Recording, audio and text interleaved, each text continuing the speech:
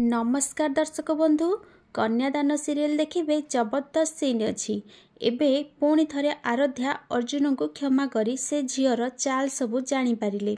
हाँ दर्शक बंधु आज पूरा वीडियोटी को टिकनिक करी देखिले सब किछि जानी पारिबे।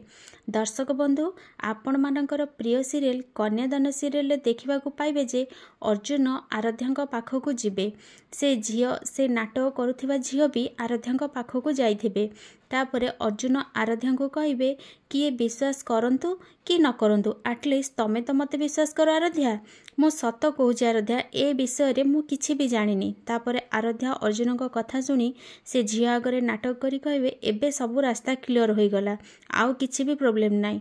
तापरे आराध्या से झील को कहिबे चल आमे 3 जण मिसिकी घर संसार करिबा। से झील आराध्यार कथा शुणी पूरा आश्चर्य हो जिवे।